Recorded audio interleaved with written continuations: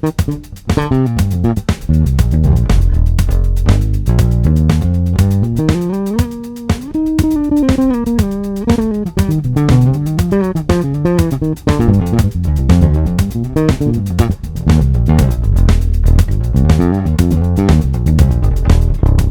guys, what's up? So today we're going to be talking about something I call primary shifting fingers.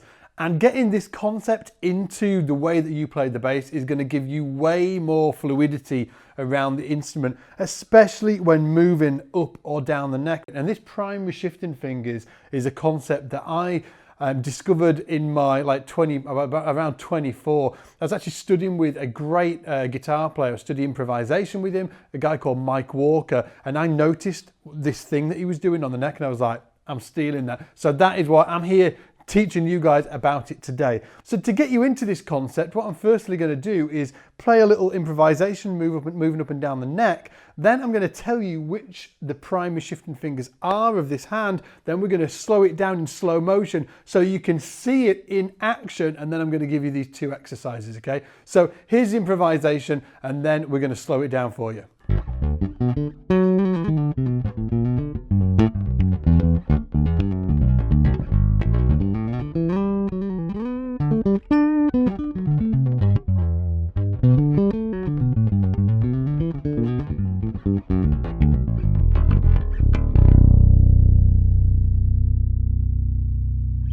So when I was playing that improvisation, you'll have seen that my left hand, my fretting hand, for the most part, generally just keeps in the same shape. And if you look at some bass players and guitar players, you'll see their fingers kind of contorting into all kinds of weird shapes. But for me, when I'm moving up and down the neck,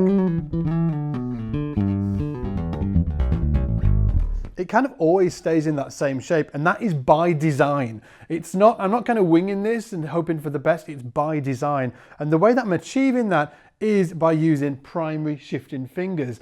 Now, the primary shifting fingers that I use are my index and my little finger. Rock.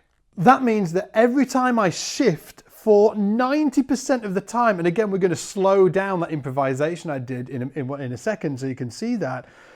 For 90% of the time, when I'm shifting between positions, I'm either using my index finger or my little finger to move to the next position. So let's check out that improvisation in slow motion so you can see me shifting around the fingerboard and see this concept in action. And then I'm going to give you two exercises so you can get it into your own playing.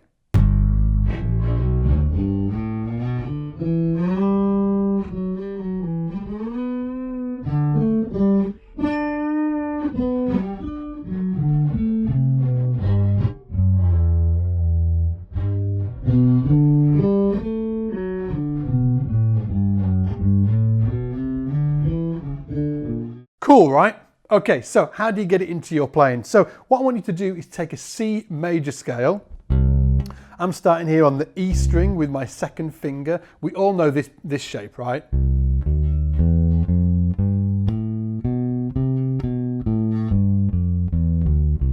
Okay, do, re, mi, fa, sol, la, ti, do, and then back down. And this one starts with the second finger, fourth finger, 1, 2, 4, 1, 3, 4. It's kind of the first position, first major scale shape you'll ever learn.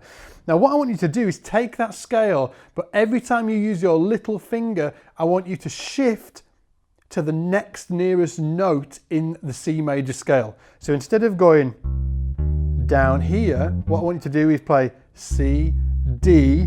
You've just used your little finger, you're going to shift to the next nearest note in that scale, okay? So it's going to go C, D, shift, okay? C, D, E, F, G, A. Now you're using your little finger again, so you shift to the next nearest note, which is B. Carry on, C, D, E, shift, because you're just putting it on your little finger, G, A, B, C. Okay, so it's going to sound like this, starting on your second finger.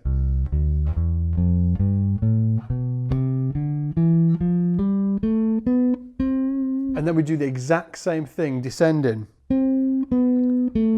Shift, shift, shift.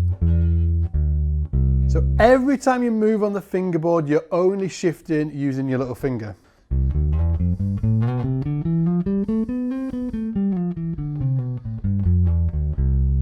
And when you're descending there, you could go C and then slide down with your little finger if you want.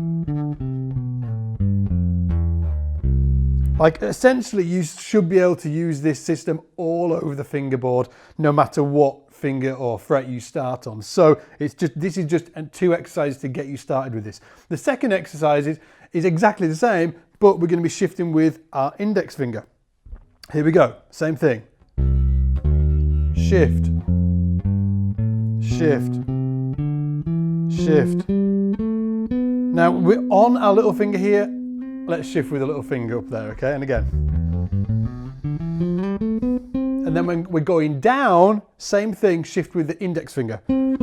Shift, shift, shift, and then that there, okay? So now, let me just note this down. So we've shifted, we've done a C major scale, right?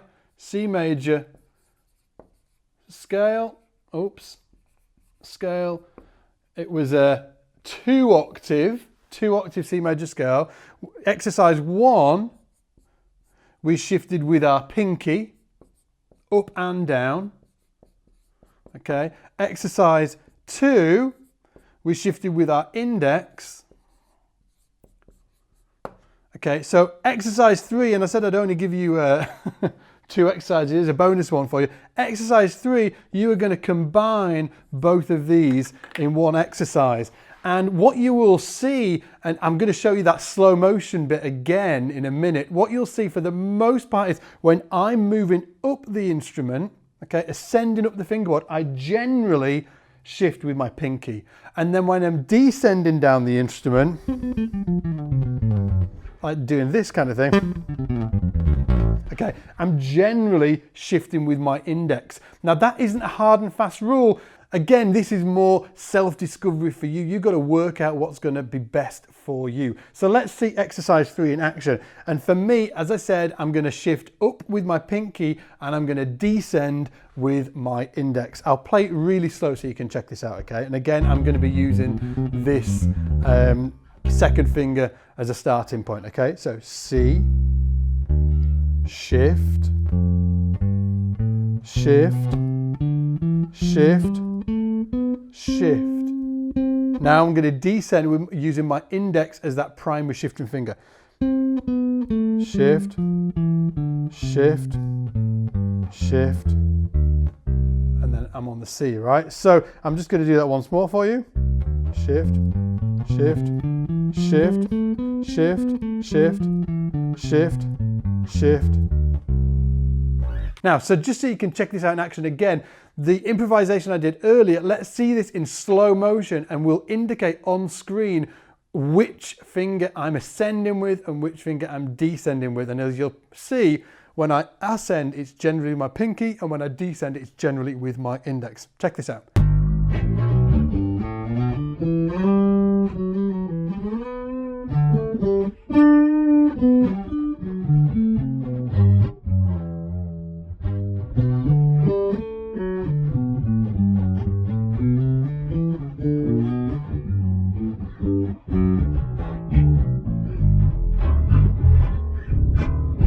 So pretty cool, right? And obviously when you're doing these exercises, make sure that you're not contorting yourself into weird, strange positions to get this down, okay?